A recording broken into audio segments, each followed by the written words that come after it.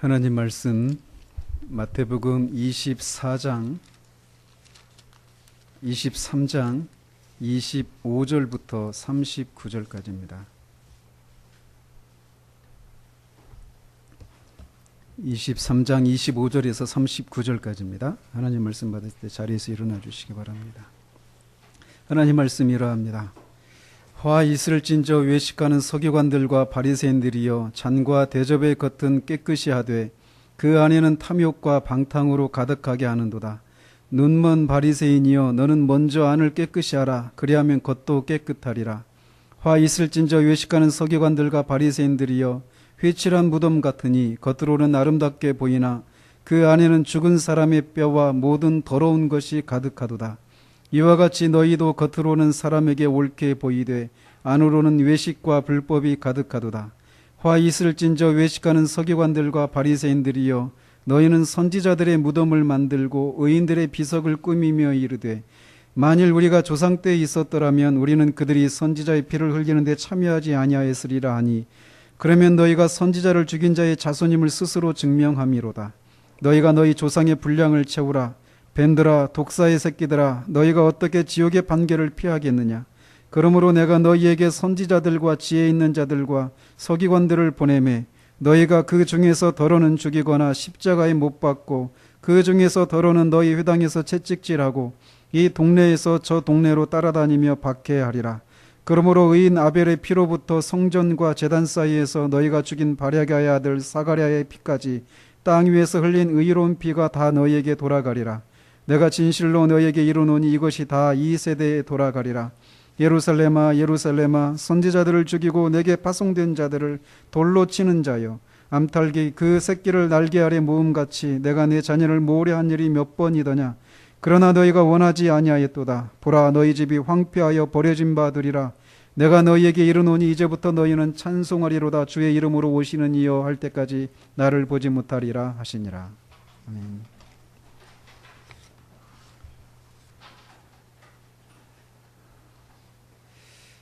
지난주에 외식하는 서기관들과 바리새인들에게 선포하신 7가지 저주 중에서 4가지 내용을 살펴보았습니다.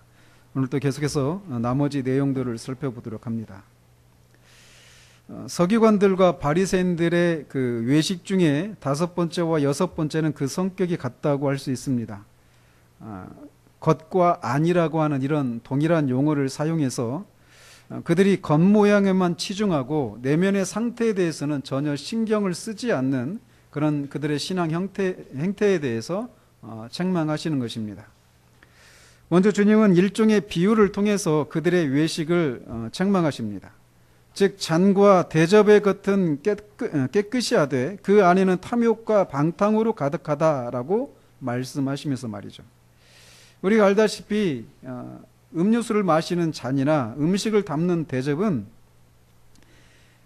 그 잔과 대접에 담길 그 음료와 음식을 깨끗하게 먹기 위해서는 잔이나 대접의 겉이 아니라 그 안을 깨끗하게 하는 것이 상식입니다. 그런데 이 사람들은 잔과 대접의 안은 더러운 채로 그냥 내버려 둔 채 그 겉만 깨끗하게 씻어서 거기에다 음료수와 음식을 담아서 먹으려고 하는 그런 사람들처럼 그들의 신앙 행위가 그런 것이었다라는 거예요. 외면적으로는 깨끗한 척하지만 그들의 내면에는 탐욕과 방탕으로 가득하다라고 하는 것이 주님의 판단이었습니다. 아무리 겉을 깨끗하게 하더라도 잔과 대접의 안이 더럽다면 그것들에 담긴 음료나 음식은 먹거나 마실 수 없는 것이 되지만 이들은 그런 것들에 개의치 않았다라는 것입니다. 주님이 그들의 내면이 탐욕과 방탕으로 가득하다라고 말하고 있는데, 여기서 말하는 탐욕이라고 하는 것은 일종의 날강도 같다 이런 말입니다. 그들의 마음이 날강도 같은 그런 마음이라는 거예요. 그리고 방탕하다라고 하는 것은 제멋대로이다 혹은 무절제하다 이런 뜻입니다. 그들의 내면이 어떤 면에서 날강도와 같은 그런 마음인지에 대해서 마가와 누가는 그들이 과부의 가산을 삼키는 자들이라고 하는 측면에서 그들의 마음이 날강도 같다라고 고발하고 있습니다.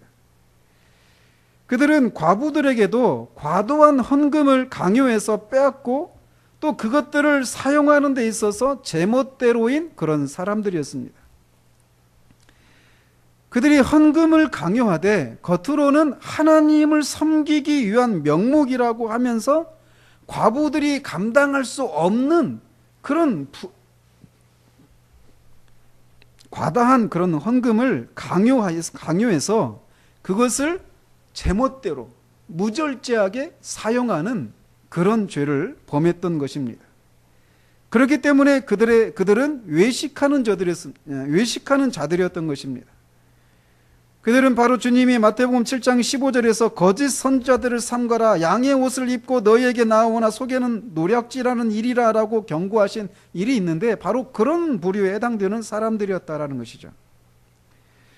그러시면서 주님은 그들이 눈이 멀었다라고 하시면서 그들을 향해 너는 먼저 안을 깨끗이 하라, 그리하면 겉도 깨끗하리라 라고 말씀하십니다. 아무리 겉으로 깨끗한 척해도 내면이 깨끗하지 않으면 아무런 소용이 없습니다. 따라서 탐욕과 방탕이 가득한 내면에서 그 더러워진 마음에서 나오는 모든 행위도 더러울 수밖에 없다라는 것이에요. 하나님의 은혜로 그 내면이 먼저 깨끗해지지 않으면 그런 더러운 내면에서 나오는 모든 깨끗한 외적인 행위마저도 실상은 더러운 행위에 불과하다라는 것입니다. 그러나 우리가 주의해야 될 것은 이것은 단지 바리새인과 서기관들만의 문제가 아니라 모든 인간에게 해당되는 문제라는 것이에요. 우리는 겉으로 주님을 섬기기 위해서 아주 충성된 모습으로, 성실한 모습으로 열심을 다해서 주님을 섬길 수 있습니다. 겉으로는 간절한 모습으로 그렇게 할 수 있어요. 그래서 우리는 아주 근면하고 성실하고 책임감 있고 부지런한 이런 것들은 다 깨끗한 것에 해당되는 것이잖아요. 그렇죠? 다 사람들에게 칭찬받을 만한 그런 모습이란 말이에요. 그러나 그 겉으로 근면하고 성실하고 충성되고 열심히 있고 간절하고 이 모든 것들이 사람들에게 다 인정받고 사람들에게 다 좋은 것들이라고 말해지는 그런 것들이라 하더라도 그런 것을 행하고 있는 사람의 내면이 성령으로 깨끗해지고 그리스도의 보혈로 깨끗이 되어지는 일이 없는 채 겉모양만 그런 모습으로 드려지는 모든 신앙 행위들은 다 더러운 것들이라는 것이에요. 월남 이상재 선생으로 제가 알고 있는데 그분은 자신의 내면이 얼마나 부도덕한지 이런 것을 깨닫고 나서 이 비누를 삼켰다고 합니다. 우리가 비누를 삼키면 우리의 더러운 내면이 깨끗해질까요? 결코 그런 일이 있을 수 없죠. 물론 그분이 그걸 몰라서 그런 일을 했던 것은 아니에요. 그런 마음을, 그런 생각을 할 수밖에 없는 자신의 더러운 내면을 보고 그렇게라도 해서 깨끗하게 하려고 하는 그런 마음을 가졌던 것이죠. 모든 인간은 서기관들과 바리새인들처럼 그 내면이 썩고 부패했다라고 하는 것이 성경의 고발입니다. 겉으로는 정말 가족들에게 따뜻하고 사람들에게 사랑과 호의적이고 친절한 사람일 수 있습니다. 모든 것을 다 퍼주고 맡은 일은 다 충성되게 하고 근면하고 아주 탁월하고 열심일 수 있어요. 그러나 그 사람의 내면이 성령에 의해서 거듭나고 그리스도의 보혈을 인해서 깨끗게 되어지는 그런 일이 없는 사람이 드려지는 모든 깨끗한 행위들이 하나님 앞에 다 더러운 옷과 같다라는 것이 성경의 판단입니다.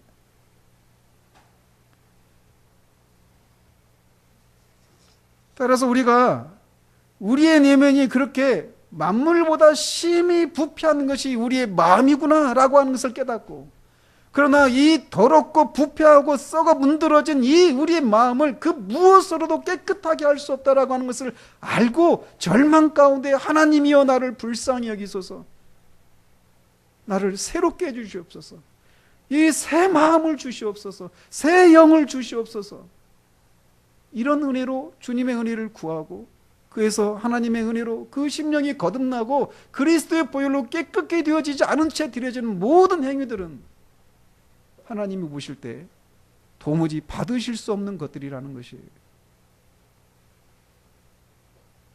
오늘날 우리는 이런 류의 말씀을 잘 듣지 못하는 시대를 살아갑니다. 한 사람이 사회 생활을 하면서 그 타고난 그런 본성이 아주 사람들이 칭찬할 만한 그런 본성을 가지고 있는 사람들이 있어요. 착하죠.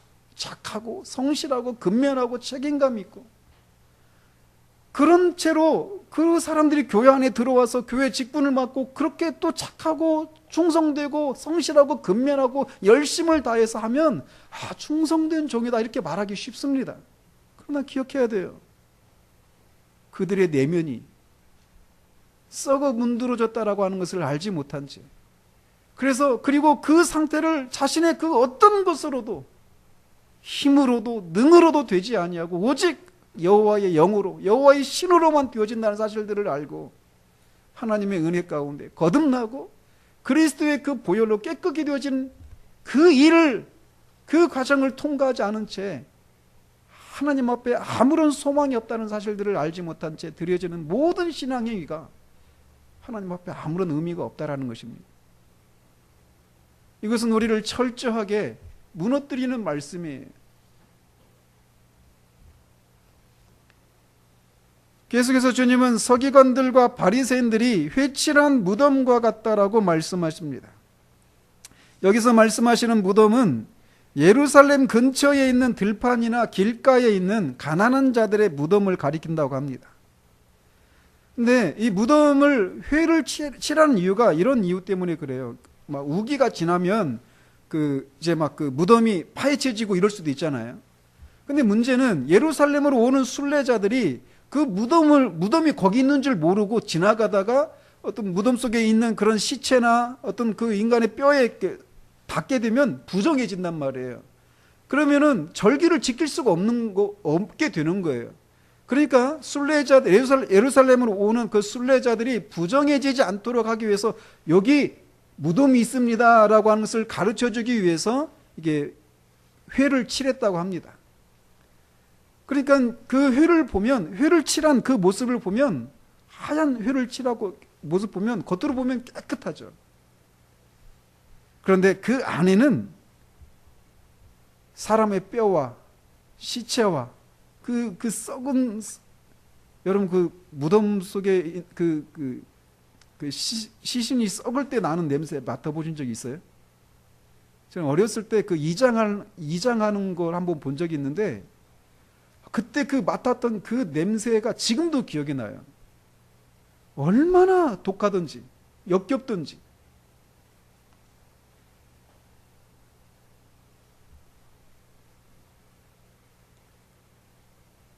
그런 것처럼 너희도 겉으로는 사람에게 옳게 보이되 안으로는 외식과 불법이 가득하도다라고 주님은 말씀하십니다.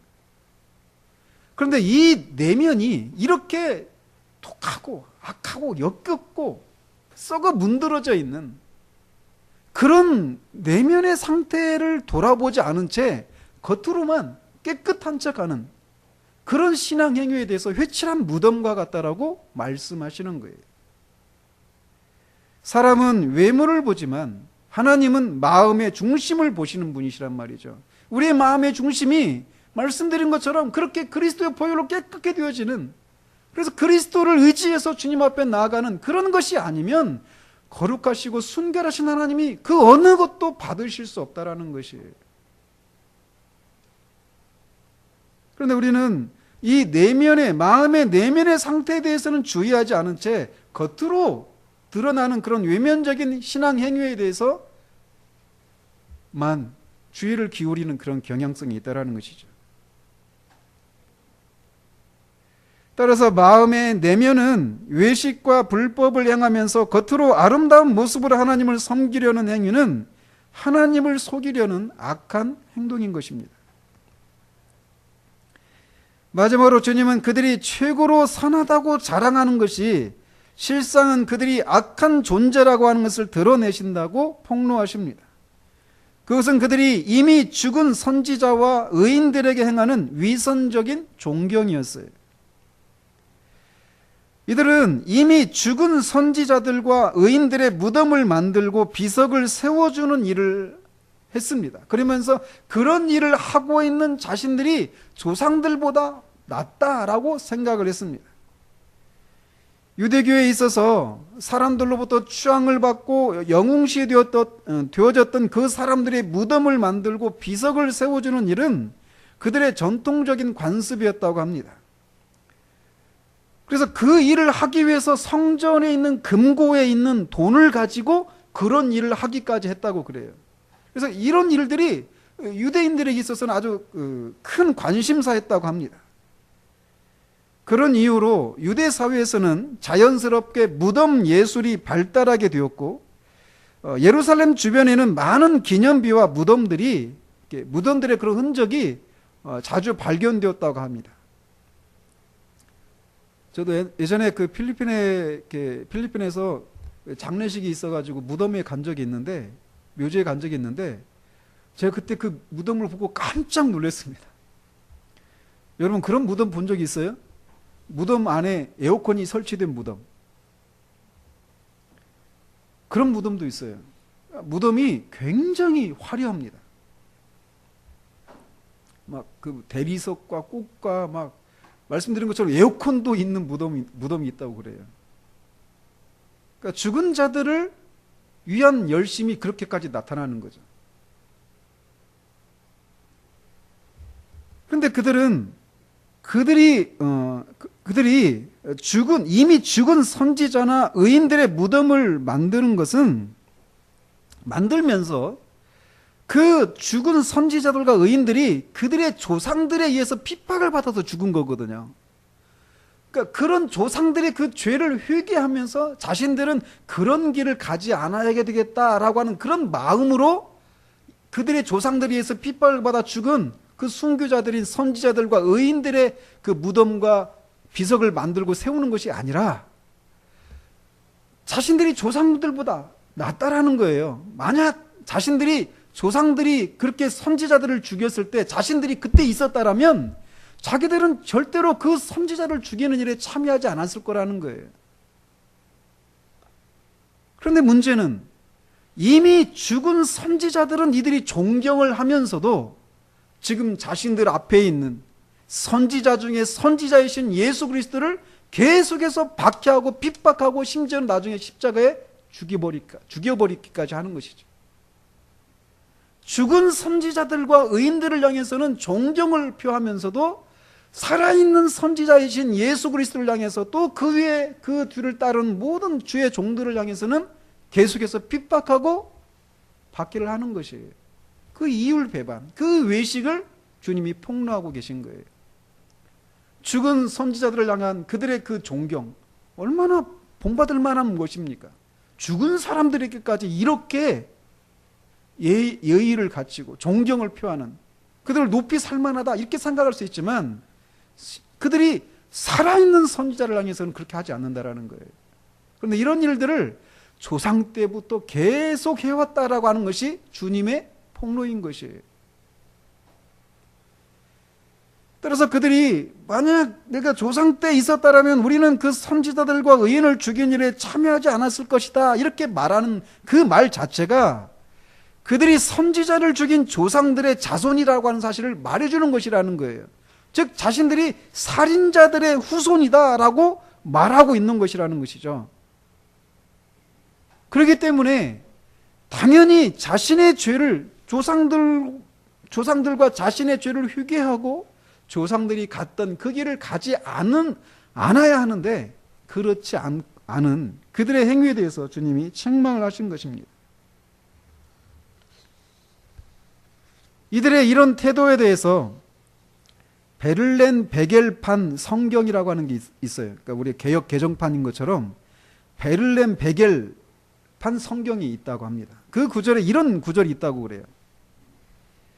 모세의 때에 누가 선한 사람인가 하고 물으면 그들은 아브라함과 이삭과 야곱이며 모세는 아니라고 대답할 것이다.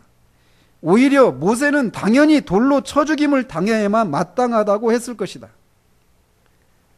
시간이 흘러서 사무엘 때 누가 선한 사람인가라고 물으면 그들은 모세와 여호수아이고 사무엘은 아니라고 대답할 것이다. 이제 그리스도의 세대에 묻는다면 그들은 이전의 모든 옛 선지자와 사무엘이 선한 사람이다라고 대답을 하겠지만 그리스도와 그의 사도들은 아니라고 대답할 것이다. 이들의 태도가 이런 것이라는 거예요. 항상 당대의 그 선지자들, 하나님의 보내심을 받아서 자신들의 죄를 복로하고 그들의 죄를 회개하고 하나님 앞에 돌아올 것을 촉구하는 그 선지자들은 항상 핍박하면서, 당대의 그 선지자들은 핍박하고 죽이기까지 하면서 죽은 선지자들에 대해서는 시간이 지나면 그들은 정말 선한 사람들이다 말한다라는 거예요. 그런 것이 계속 조상 때부터 지금 이들에게까지 이어져 왔다라고 하는 것이 주님의 폭로인 것입니다.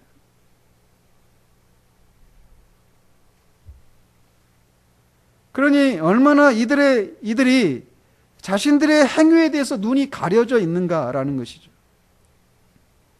그러나 단지 이들만이 그럴 수 있다는 것이 아니라는 것을 우리는 잊지 말아야 합니다. 지난주에도 말씀드렸지만 성경을 읽으면서 우리는 그런 생각을 할 수 있습니다. 이스라엘 백성들 얼마나 그런 장면들을 봅니까? 홍해를 건넜어요. 막 그 10가지 재앙을, 놀라운 이적을 통해서 홍해를 건너왔는데 건너와서 3일째 마실 물이 없으니까 막 원망하죠. 방금 전에 그 하나님이 베푸셨던 이적을 다 잊어버려요. 물을 마셨습니다. 먹을 것이 없다고 아우성입니다. 만나를 내려주셔요. 메추라기를 내려주십니다. 그러나 이것이 없다고 저것이 없다고 끊임없이 불평하고 원망합니다. 하나님을 끊임없이 시험합니다. 그런 그들의 모습을 보면서 우리는 이런 생각할 수 있어요. 이 바리새인들과 서기관들이 우리가 조상 때에 있었다라면 우리 조상들처럼 그 선지자들을 절대로 핍박하고 죽이지 않았을 텐데, 이런 생각을 갖는 것처럼 우리도 성경을 읽으면서 성경 속에 나타나는 사람들을 보면서 내가 정말 그때 있었다라면, 그들이 받았던 그 은혜를 내가 받았다라면 나는 결코 이 사람들처럼 하지 않았을 텐데 어떻게 사람이 그럴 수 있냐. 이런 식으로 우리가 성경을 읽는 동안에는 우리는 결코 우리 자신이 어떤 사람인지 발견할 수 없어요. 그러면서도 여전히 우리가 그때 그런 은혜를 경험했다면, 그런 이적을 경험했다면 내가 그렇게 하지 않았을 건데, 이런 생각하면서도 여전히 그렇게 하고 있는 사람들과 같이 나도 행하고 있는 거예요. 지금 현재. 그거를 성령께서 깨닫게 하실 때, 그거를 보게 하실 때 우리의 영혼의 변화가 시작되는 거예요. 성령께서 우리에게 죄를 확신하게 하실 때, 보통은 말씀을 읽거나 들을 때 전에는 나라면 저 사람들처럼 안 했을 텐데 라고 하면서 생각하며 읽거나 그 말씀을 듣고 있던 사람들이 바로 내가 그런 사람이구나 라고 하는 것을 깨닫게 될 때 두려움에 사로잡히게 됩니다. 그리고 그제서야 우리는 우리의 아무런 소망이 없는 악함을 깨닫고 겸비한 마음으로 하나님의 은혜를 구하게 되는 거예요. 그런 일이 있기 전까지는 우리는 객관적인 그런 입장에서 그 말씀을 봅니다. 나와 상관이 없는 것처럼. 이렇게 주님은 그들의 거짓된 존경을 통해서 그들의 실상을 폭로하시면서 너희가 너희 조상의 분량을 채우라 라고 하시는 말씀을 하십니다. 너희 조상의 분량을 채우라 라고 하는 말씀은 너희 조상들이 행해왔던 일을 마저 행하라 라고 하는 굉장히 냉소적인 명령이십니다. 즉 이제까지 너희 조상들이 저질러온 그 죄악을 이어받아서 더 그 죄를 마저 저질러서 그 죄악의 분량을 가득 채우라는 거예요. 지금까지 그 죄악이 이제 거의 그 한계에 도달했는데 그 마지막 그 죄를 마저 행해서 죄악의 분량을 채우라는 거예요. 그 마지막 죄악이 무엇일까요? 바로 선지자 중에 선지자이신 예수 그리스도를 죽이는 일입니다.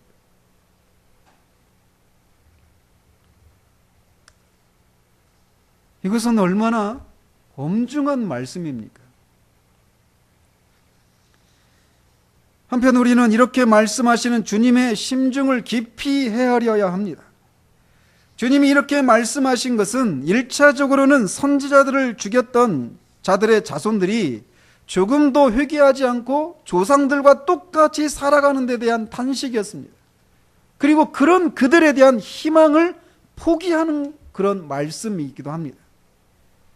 마치 주님을 배신해서 대제사장들에게 팔기로 한 가룟 유다에게 네가 하려고 하는 일을 행하라 라고 말씀하신 것과 같은 그런 맥락이라는 것이죠.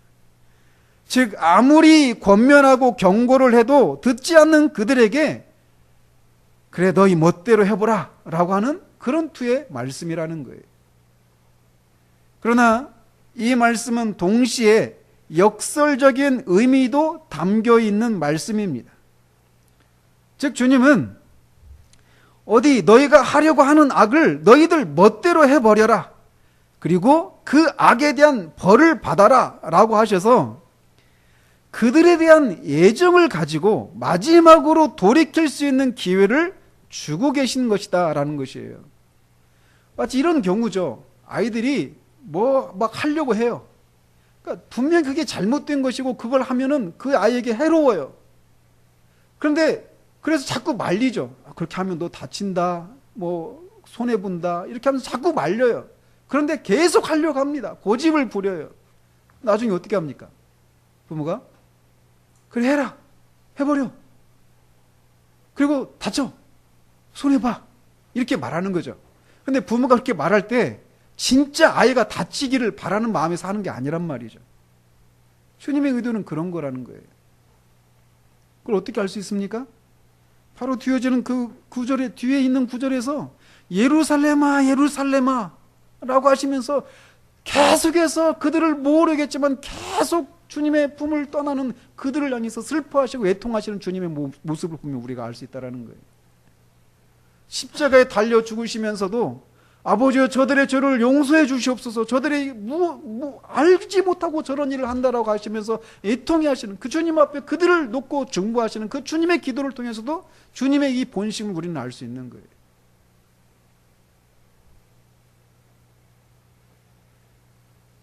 주님의 본심은 이들이 이런 충격적인 말씀을 듣고 그들이 행하려는 죄악에서 돌이킬 것을 바라시면서 이런 저주의 말씀을 선언하시는 것이라는 거예요.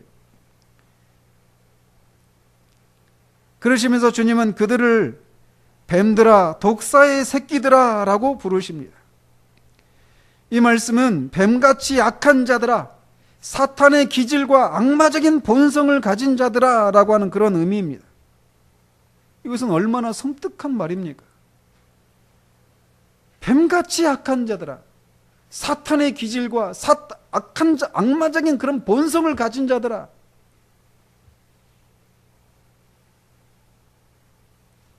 이들이 바로 그렇다라는 거예요. 그러나 이것은 우리에게도 해당이 되는 말이에요. 성경은 말합니다. 우리가 우리의 허물과 죄로 죽어 있었다고. 그래서 우리가 육신의 정욕대로 마음이 원하는 대로 살아서 본질상 하나님의 진노의 자녀였다라고 말합니다. 우리가 그런 상태에 있었어요. 따라서 이렇게 뱀같이 악하고 사탄의 기질과 악마의 본성을 가진 사람이 받아야 될 벌은 무엇입니까? 지옥의 형벌이 당연한 것이죠. 한 사람이 구원을 받았다라고 말할 때 바로 이것을 인정하는 거예요. 그렇습니다, 주님. 앞에서 말씀드린 것과 연결시켜서 말씀드리라면, 주님, 정말 제 마음이 정말 부패하고 썩어 문드러졌습니다. 정말 사탄의 그런 기질과 그런 본성을 가진 자가 바로 저입니다. 따라서 제가 지옥의 형벌을 받아야만 합니다. 이 악한 본성을 그 무엇으로도, 세상의 가장 강력한 그런 세척제와 그런 비누로도 깨끗하게 할 수 없습니다. 저의 선한 열심과 노력으로도 할 수도 없고 눈물로도 힘으로도 능으로도 되지 않습니다. 오직 주님의 긍휼히 여겨주시는 은혜로만, 그리스도의 그 보혈을 깨끗게 해주시는 그 하나님의 은혜로만 제 마음이 깨끗해질 수 있고 지옥의 형벌로부터 벗어날 수 있습니다라고 하는 그런 고백. 구원받은 사람들에게는 그게 있는 거예요. 정도의 차이는 있지만 말이에요. 그리고 그것은 성장하면서 그리스도 안에서 자라가면서 자꾸만 그것이 더해져 갑니다. 말씀드렸죠? 사도 바울이 처음에는 내가 사도들보다 작다라고 말합니다. 아니, 심지어는 처음에는 사도들과 내가 다르지 않다라고 말하게 합니다. 자기를 변호하는 과정 가운데서. 그러다가 사도들보다 작다라고 말합니다. 나중에는 지극히 작은 성도보다 작다라고 말합니다. 나중에는 말년에 가서는 내가 죄인 중에 괴수다라고 말해요. 그가 점점 악해져서 그렇습니까? 그렇지 않아요. 거룩하신 하나님의 그 거룩한 빛 앞에서 자신의 내면에 있는 그 죄악들을 더 많이 보기 때문에 그런 고백을 하는 것이에요. 이거는 그렇기 때문에 이런 고백, 내가 정말 사탄의 기질과 본성을 가진 그런 존재입니다. 나는 정말 악한 존재입니다. 이런 얘기를 하는 것이 처음 구원받을 때 구원받기 위해서 고백하는 것에서 끝나는 것이 아니라는 거예요.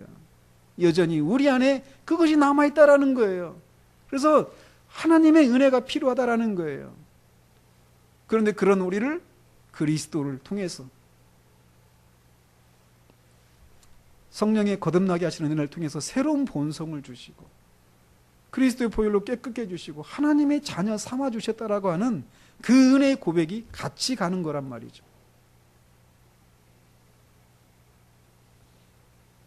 이렇게 뱀들아 독사의 새끼들아 라고 하시면서 너희가 어떻게 지옥의 판결을 피하겠느냐? 피할 수 없다라는 거예요. 당연히 받아야 한다라는 거예요. 사탄이 갈 곳은 지옥이죠. 그런 것처럼 그 사탄의 그런 본성과 기질을 가진 존재들이 가야 될 곳도 지옥인 것입니다. 그러시면서 내가 너희에게 선지자들과 지혜 있는 자들과 서기관들을 보내매 너희가 그 중에서 더러는 죽이거나 십자가에 못 박고 그 중에서 더러는 너희 회당에서 채찍질하고 이 동네에서 저 동네로 따라다니며 박해할 것이다 라고 말씀하십니다. 즉 이들의 말이 만약 자기들이 조상들 때 있었다라면 자신들은 그 선지자들을 죽이는 일에 참여하지 않았을 것이다라고 말하고 있지만 장차 너희들이 바로 너희 조상들이 해오던 그 일을 하게 될 것이라고 예언하시는 거예요. 선지자들은 구약의 선지자는 아니지만 그들과 동등한 권위와 영적인 감화력을 갖춘 그런 순회 복음 전도자들을 가리키죠. 또 지혜로운 자들은 성령의 충만을 믿고 지혜 있는 가르침으로 교회에 유익을 주는 그런 사람들이에요. 스데반 집사다 이런 사람들이겠죠. 또 서기관들은 그리스도의 복음의 교사들을 가리킵니다. 즉 바울이나 베드로나 야고보와 같은 사도들 또 스데반과 같은 그런 집사들을 보내실 것이라는 거예요. 그런데 여기서 보내매라고 할 때 그 말씀이 시제가 현재형으로 되어 있습니다. 그래서 한 번 사도들과 집사들 그 초대교회 7 집사를 보내고 그냥 그걸로 끝이 아니라 계속해서 그런 주의 종들을 보내시겠다라는 거예요. 그것도 지속적으로 보내실 것이라고 하는 그런 말씀을 하시는 겁니다. 따라서 성경 시대에만 주님이 그의 선지자들과 지혜 있는 자들과 서기관들을 보내시는 것이 아니라 그 이후에도 그리고 지금까지도 계속해서 보내신다라는 것이에요. 그런데 주님이 보낸 이 사람들을 그들이 죽이고 십자가에 못 박고 회당에서 채찍질하고 이 동네에서 저 동네로 따라다니면서 박해할 것이라고 예언을 하셔요. 주님은 이런 예언을 통해서 그들의 호언장담을 반박하고 계신 것입니다.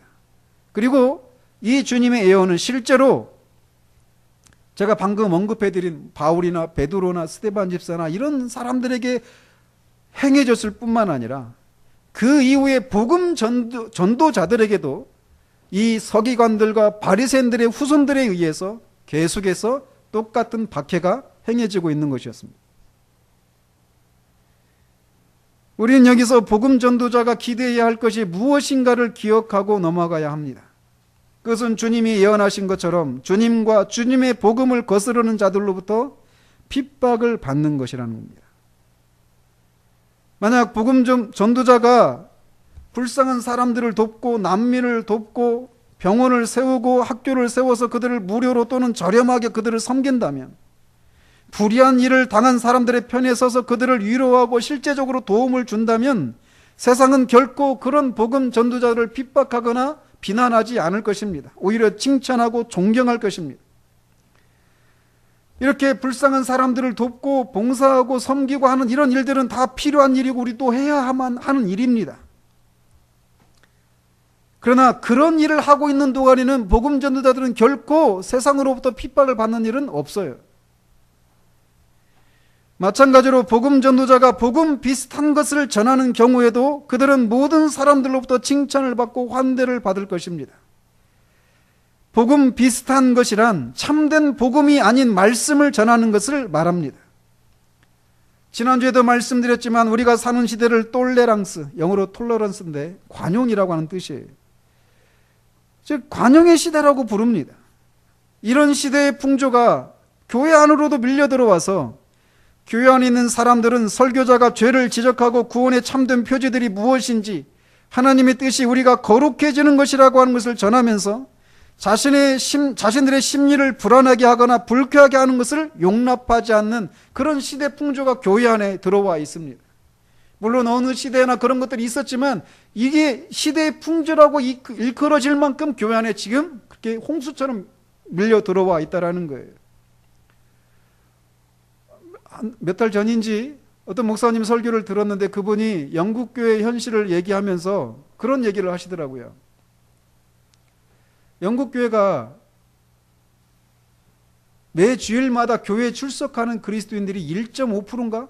0.9%인가? 아무튼 뭐 둘 중에 하나랍니다. 제 기억이 잘 안 나는데. 영국이 기독교 국가인데 그 국가에서 실제적으로 이 주일날 예배당에 가서 하나님을 예배하는 인구가 2%가 안 된다라는 거예요. 많아봐야 1.5%라는 거예요.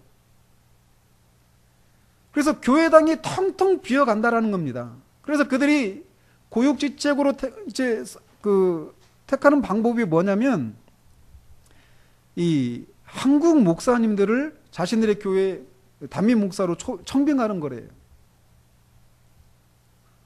근데 그들의 입장에서 보면 굉장히 자존심 상하는 일이라는 것이죠. 그들이 그 기독교 그 교회 역사가 막 1000년이 넘잖아요. 우리는 그거에 비하면 아주 어린 교회죠. 생각해 보십시오. 우리가 중국에 있는 목사님들이 와가지고 우리 한국교회 단임 목사가 돼서 우리를 섬긴다. 쉽게 받아들이겠어요? 중국과 우리는 큰 차이도 없잖아요. 그들의 입장에서는 굉장히 자존심 상하는 일이라는 거예요. 그런 측면에서. 그런데 이제 그렇게 자구책으로 그렇게 청빙해서 말씀을 전하는 그런 일들이 있다고 하는 거예요. 근데 어떤 목사님이 한 7년쯤 되었을 때 어느 날 설교를 하면서 하나님의 진노와 심판에 대한 설교를 했대요. 그랬더니 그 교회 장로님들이 모여가지고 상의를 했답니다. 그리고 목사님을 쫓아냈대요. 그런 하나님의 진노와 심판에 대한 설교를 하면 안 된다라는 거예요. 그러면서 그 목사님이 아니 당신들의 조상인 존 의원과 뭐 청교도들 이런 설교를 했지 않느냐. 아 우리 조상들이 그걸 아직 성숙하지 못했던 때이기 때문에 그런 말씀을 전한 것이다 라고 하면서 그 목사님을 쫓아냈다라는 거예요. 저는 근데 의문이 왜 7년 만에 쫓겨났을까?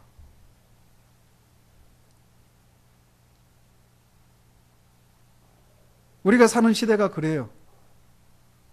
그렇기 때문에 설교자들은 이런 회중들의 위세에 눌려서 하나님의 진노와 심판, 우리 안에 아무런 선한 것이 없다는 사실, 오직 예수 그리스도를 믿음으로만 구원에 이를 수 있다라고 하는 원색적인 복음을 잘 전하지 않습니다.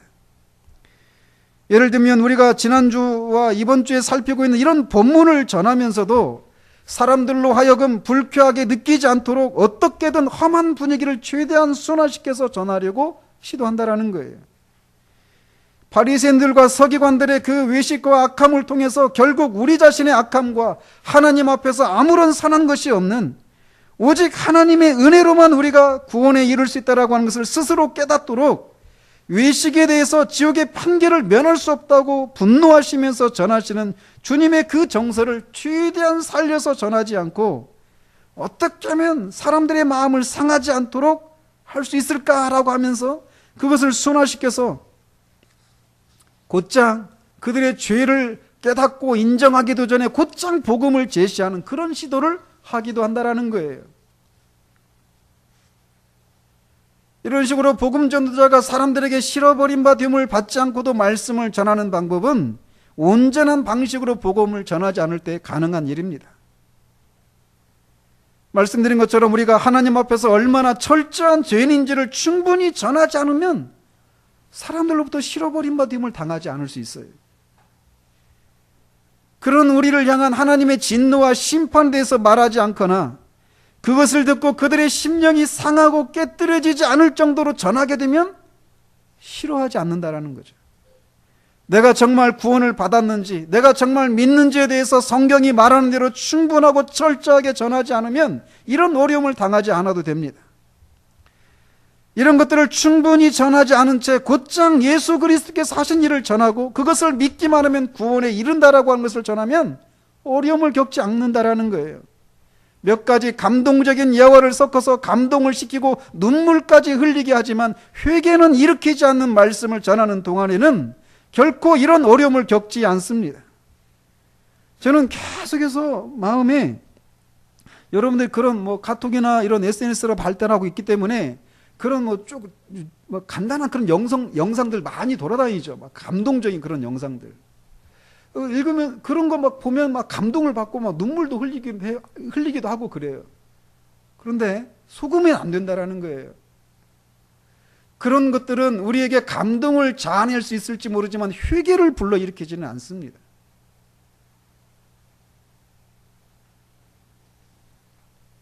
그래서 자꾸 사람들의 마음을 상하게 하지 않으면서도 복음을 풍성하게 전하는 길을 찾는 시도를 한다라는 거예요. 근데 이것은 복음 전도자만이 아니라 개인의 삶에서도 마찬가지입니다. 하나님을 마음과 성품과 뜻을 다해서 섬기면서 동시에 그 하나님을 섬긴다라고 하는 것 때문에 세상에서 어떤 어려움이나 박해를 받지 않고 오히려 세상에서도 인정을 받는, 하나님으로부터 인정받고 세상으로부터 인정받는 그런 길이 없을까? 그게 오늘날 소위 고지론이 말하고 있는, 표방하고 있는 그런 신앙이에요. 그러나 그런 신앙은 없습니다. 정말 여러분에게 매몰차게 들리실지 모르겠지만 그런 신앙 없습니다. 주님이 이 땅에서 유익하게 했던 사람들로부터 핍박을 받으셨던 것처럼 주님의 보냄을 받은 복음 전도자들, 또 주님을 따르는 주님의 제자들이 기대해야 할 것은 주님이 받으신 것 이상의 것을 기대해서는 안 됩니다. 종이 상전보다 낫지 못하고 제자가 스승보다 낫지 못합니다. 우리의 주인이시고 우리의 스승이신 주님이 이 세상에서 핍박을 받으셨던 것처럼 그 주님의 뒤를 따라가는 우리들이 기대할 것도 핍박입니다. 고난이에요. 박해예요. 사람들로부터 이상한 사람 취급받는 거예요. 멸시를 받는 겁니다. 어리석은 사람이라고.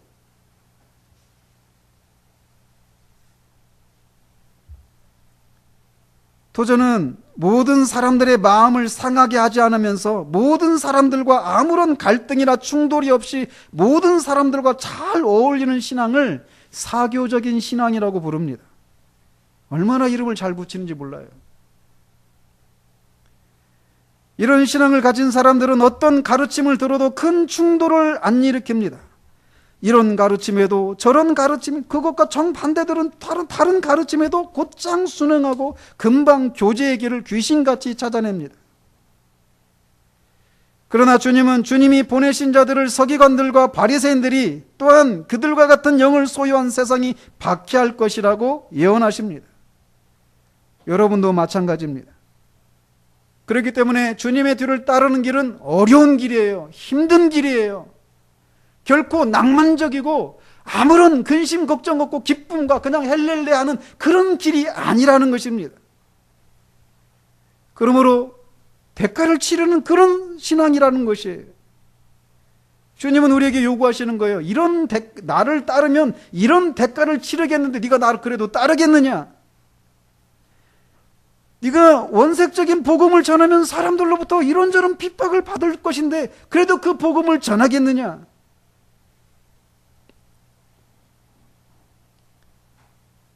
주님의 뒤를 따르면서 핍박을 받을 것인가? 아니면 사람들로부터 핍박을 받지 않은 채 사람들로부터 인정받는, 그러나 결코 주님으로부터는 인정받지 못하는 그 두 사이 길 중에 어느 길에 설 것인가? 이걸 우리에게 말씀하신다라는 거예요.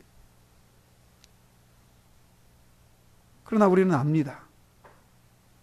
세상 앞에 우리가 얼마나 작은 존재들인지. 저는 개인적으로 주님을 찾았던 이유가 바로 이 지점이었어요. 주님의 뒤를 따라가야 되는 거, 인정이 되는 거예요. 그렇게 살아야 되는 거예요. 하나님의 영광을 위해서 살아가는 게 맞아요. 근데 그렇게 살면 핍박을 받는 거예요. 그리고 내 직장에서 정말 그러고 있는 거예요.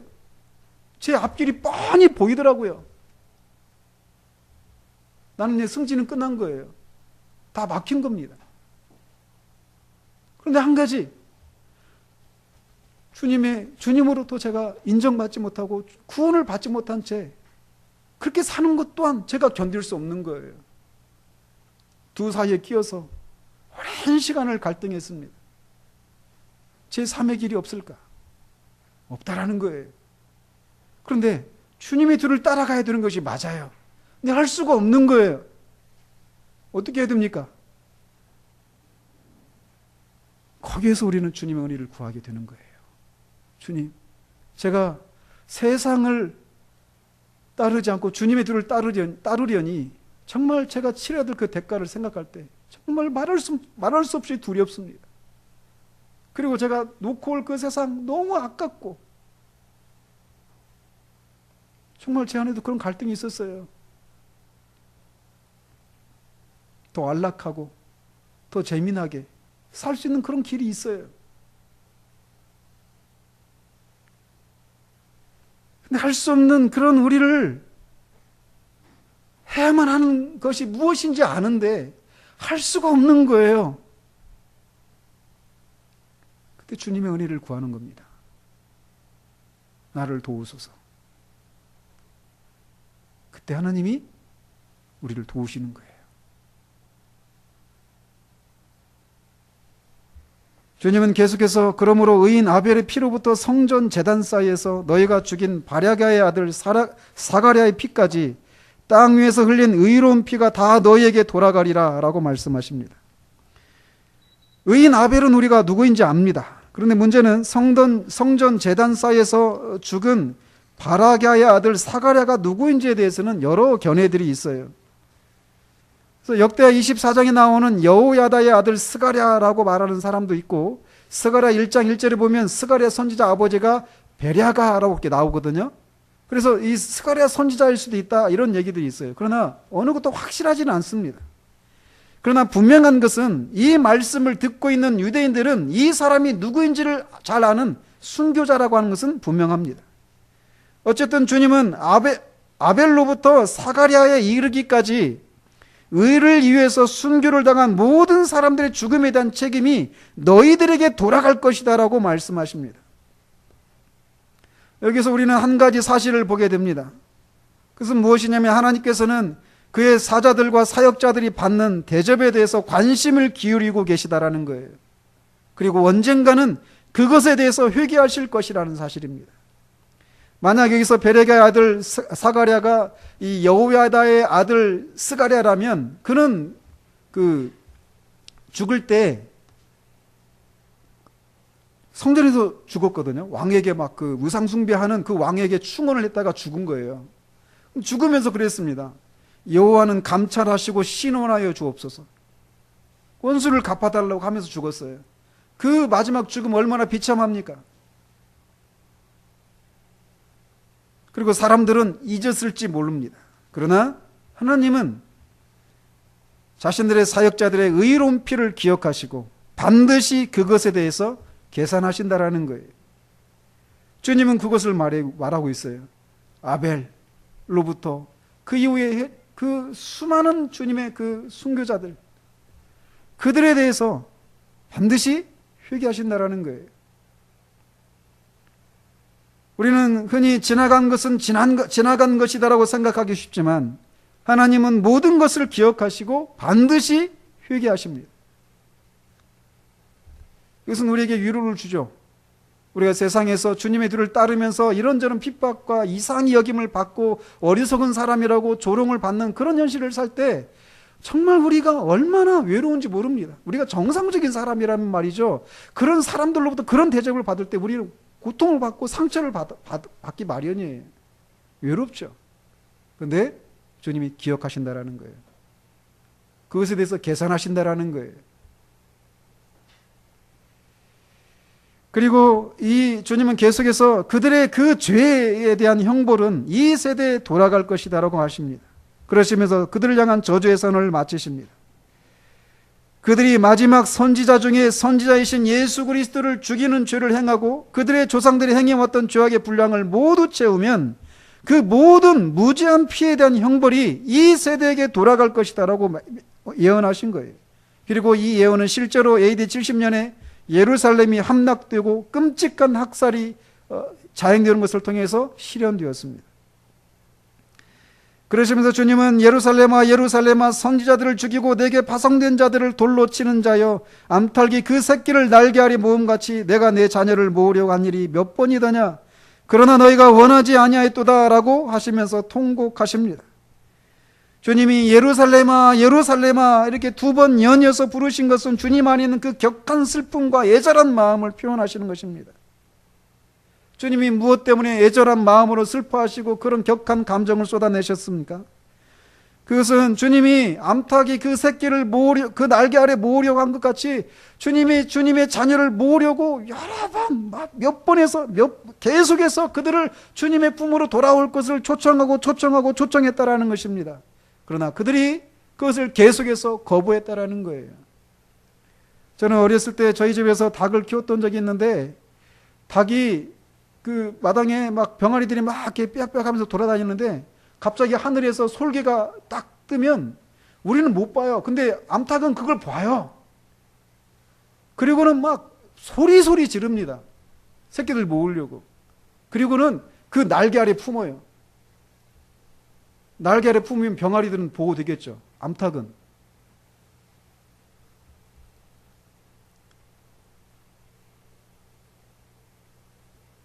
주님은 공생애 동안 계속해서 애정어린 권면과 때로는 엄숙한 경고를 통해서 죄와 사탄의 압제로부터 그리고 하나님을 대적하는 그 죄에서 돌이킬 것을 그래서 하나님의 진노에서 그들을 구하기 위해서 계속해서 그들이 돌아올 것을 촉구하셨습니다. 그러나 그들이 거부했다라는 거예요. 그것을 인해서 통곡하시고 애통해 하시는 것입니다.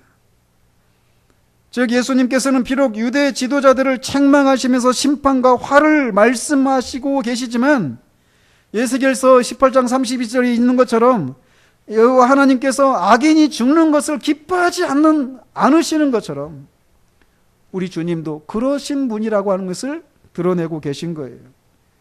그렇기 때문에 주님은 단 한 번만이 아니라 집요하고도 끈덕지게 당신의 백성을 구원하기 위한 시도들을 하셨던 것입니다. 그리고 이 노력은 지금도 당신이 보내신 종들을 통해서 계속되고 있습니다. 그러나 그들은 수동적으로가 아니라 적극적으로 주님의 초청을 외면하고 심지어 돌로 쳐 죽이기까지 했습니다. 즉 우리는 여기에서 이 사실을 깨달아야 되는데 어느 누구도 스스로 회개하고 믿음에 이르는 그런 의지를 스스로 갖지 못합니다. 그러나 사람은 그리스도를 거부하고 자신이 가려고 하는 그 길을 가려고 하는 그런 의지를 다 가지고 있다라는 거예요. 그래서 어떤 사람이 결국 구원되지 못한다라면 그렇게 자신의 의지로 그리스도를 거부하고 자신의 그 죄악된 길을 계속 가려고 하는 그의 선택 때문에 그랬다라는 것입니다. 그래서 주님은 너희가 영생을 얻기 위해서 내게 오기를 원하지 아니하는도다라고 유대인들을 책망하시는 거예요.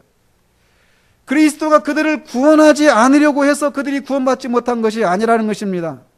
그리스도가 그들을 계속 모으려고 하지 않아서 그들이 주님께 모이지 않았던 것이 아니라는 거예요. 그들이 스스로 구원받으려고 하지 않았고, 그들이 스스로 그리스도를 거부했고, 그들이 스스로 모이지 않았다라는 것입니다. 우리는 이 두 가지, 즉 하나님의 주권과 인간의 책임을 어떻게 조화시킬 수 있는지는 모르지만, 분명한 것은 우리가 구원을 받았다면 그것은 전적으로 하나님의 은혜이고, 우리가 구원을 받지 못했다면 구원을 거절한 우리들의 책임이라고 성경이 말하고 있다는 것이에요. 이들은 그렇게 계속해서 주님이 모으려고 하는 그 시도를 거부하고 거절했습니다. 그리고 그것에 대한 대가에 대해서 주님은 너희 집이 황폐하여 버려진 바 될 것이다 라고 말씀하십니다. 즉 여기서 집은 예루살렘 성이나 이스라엘이라고 하는 국가라고 다 말할 수 있는데, 이렇게 예루살렘 성이나 이스라엘이라고 하는 국가가 무너지고 망하게 될 것이다 라고 하는 선포하시는 거예요. 그들의 악함으로부터 구하기 위해서 오신 생명이신 주님을 배척한 그들의 결말에 대해 우리는 그들의 역사를 통해 보게 됩니다. 그리고 이것은 지금도 마찬가지입니다. 예수 그리스도를 거절한 사람들의 결말이 어찌 해피엔딩이 될 수 있겠습니까? 그러시면서 주님은 마지막으로 내가 너희에게 이르노니 이제부터 너희는 찬송하리로다 주의 이름으로 오시는 이여 할 때까지 나를 보지 못하리라 라고 말씀하십니다. 찬송하리로다 주의 이름으로 오시는 이여, 이 말씀은 며칠 전에 주님이 예루살렘을 입성하실 때 호산나 다윗의 자손이여 찬송하리로다 주의 이름으로 오시는 이여 라고 이렇게 찬양했던 그 말씀입니다. 결국 주님이 이렇게 말씀하신 것은 이제 주님이 이 순환주간 이후에 그의 재림의 때까지 유대인들에게 다시는 공적으로 그 모습을 나타내지 않을 것임을 의미하는 거예요. 따라서 이 말씀은 결국 유대인들을 향한 특별한 기회가 이제 사라지게 될 것이다 라고 하는 것을 말씀하십니다. 그래서 이제 누구든지 자신의 죄를 인정하고 회개하며 예수 그리스도를 자신의 구주와 주로 영접하는 자들에게는 하나님의 자녀가 되는 특권을 주시게 되는 거예요. 그런 사람들은 주님이 다시 영광 중에 오실 때 주님을 찬송하며 맞이할 것입니다. 우리는 이 주님의 이 마지막 공적인 설교, 이 서기관들과 바리새인들, 또 주님을 믿지 않는 이 유대인들을 향한 주님의 마지막 설교 속에 담겨있는 그 격렬한 슬픔과 애통, 그 주님의 본심을 우리는 헤아려 알아야 됩니다. 주님은 지금도 어느 누구도 자신의 죄로 인해서 영원한 형벌을 받는 것을 기뻐하지 않으십니다. 악인이 죽는 것을 결코 기뻐하지 않으시는 분이셔요. 그렇기 때문에 저 같은 사람들을 통해서 주님의 말씀을 전하는 것입니다. 그 말씀을 듣고 자신의 죄를 깨닫고 예수 그리스도를 믿어 구원에 이르도록 하기 위해서 말이죠. 여러분들은 이 서기관들과 바리새인들의 그 외식에 대해서 어떻게 들으셨습니까? 이 외식을 들으면서 여러분들의 마음이 계속 쪼여드는 것 같았습니까? 저는 그러기를 바랍니다. 우리가 정말 하나님 앞에서 얼마나 우리의 내면과 외면이 얼마나 이율배반적인지, 얼마나 우리는 외식 덩어리인지, 우리의 내면이 얼마나 썩고 문드러져 있는 그런 존재인지, 그리고 이 상태에서 우리 스스로는 도무지 벗어날 수 없다는 사실들을 우리가 아는 일들이 여러분들 가운데 있기를 바라요.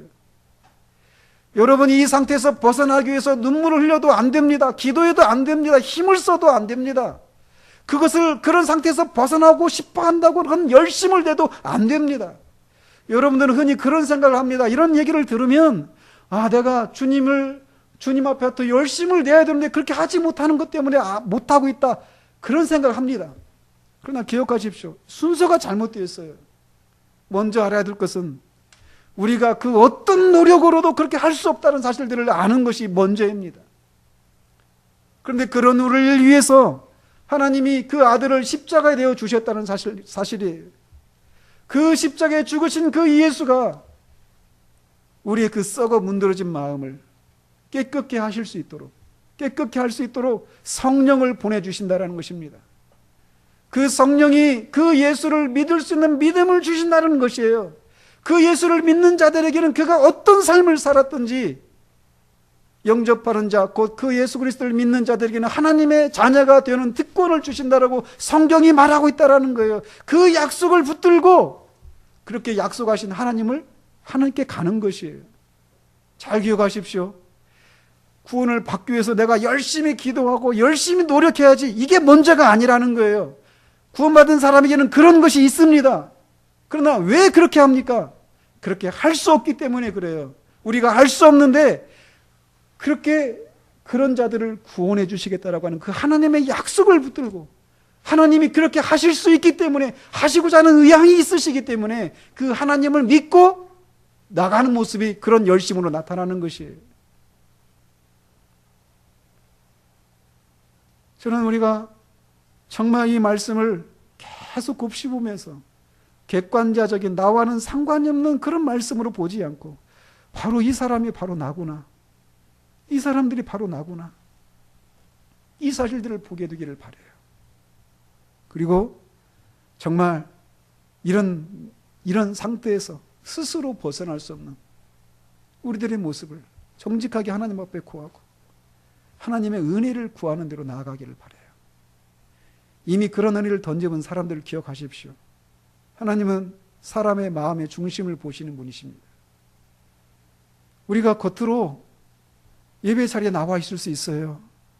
그러나 우리의 마음의 중심이 하나님을 정말 마음과 성품과 뜻을 다해서 사랑하고 존경하고 영광과 경배를 올려드리고자 하는 그런 정직하고 순전한 마음으로 예배하지 않는다라면 다 외식입니다. 아니, 더 나아가서 정말 우리가 정말 그렇게 드린다 하더라도 우리 주, 우리의 유일한 중보자이신 그리스도의 중보가 없이 드려지는 그 모든 것들이 하나님이 받으실 수 없다는 사실들을 기억하는 우리들이 되기를 바라요. 정직하게 나가야 됩니다. 의식하지 않는 순전하고 정직한 마음으로, 진실한 마음으로 나가야 돼요. 그러나 동시에 예수 그리스도의 중보를 붙들고 나가야 됩니다. 지금도 그렇게 예배하는 자들을 찾으셔야 해요. 그리고 그들에게 주님이 어떤 분이신지를 나타내십니다. 그런 은혜가 있기를 바랍니다. 기도하겠습니다. 하나님 아버지, 주님 말씀을 또 전했습니다. 주의 성령님, 이 말씀을 사용하셔서 필요한 역사들을, 말씀을 들은 사람들 가운데 행해 주시기를 소원합니다. 그래서 살아날 자들을 살아나게 하시고, 죄를 깨달을 자들에게 죄를 깨닫게 하시고, 믿음이 필요한 자들에게 믿음을 주시고, 생명을 허락해 주시기를 소원합니다. 이 일을 어찌 사람이 할 수 있겠습니까? 오직 성령께서만이 하실 수 있사오니 이 일을 행해 주시기를 소원합니다. 이런 은혜를 던져본 주의 자녀들이 외식에 대해서 주님이 얼마나 끔찍한 생각을 끔찍하게 여기시는지를 정말 깨닫고 정직하고 진실한 모습으로 오직 그리스도를, 중보자 되신 그리스도를 의지하여서만 그렇게 주님 앞에 나아가는 그런 행위들이 다시금 복원되어 줄 수 있도록 주님 도우시기를 원합니다. 예수 그리스도 이름으로 기도합니다. 아멘.